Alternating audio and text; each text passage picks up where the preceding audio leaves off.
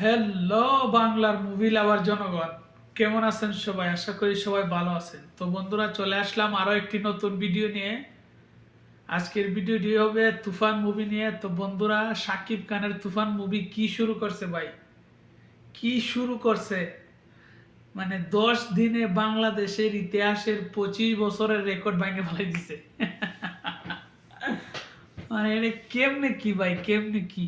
সাকিব খানলে পাইলে কইতাম কেমনে কি ভাই, সাকিব খান আর রায়হান রাফি মানে কি শুরু করছে তাণ্ডব! তুফান থেকে তাণ্ডব হয়ে গেছে সুনামি। মানে আজকেও বাংলাদেশের মধ্যে 50টা শো চলছে সিনেফ্লেক্সে, তার মধ্যে প্রায় 28টা 30টার মতো হাউসফুল। মানে কি শুরু হয়েছে!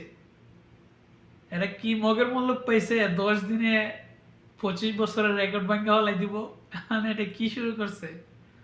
আবার ওইদিকে অস্ট্রেলিয়াতে অগ্রিম টিকিট কাটা হয়েছে 55 লক্ষ টাকা।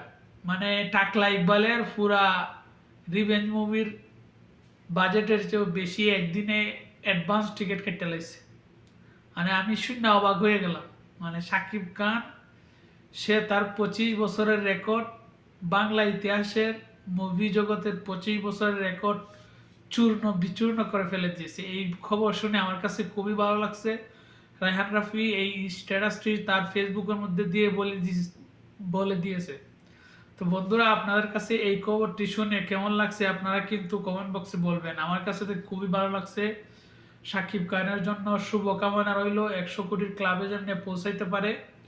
তাহলে বন্ধুরা, এ পর্যন্তই। ভালো থাকবেন, সুস্থ থাকবেন।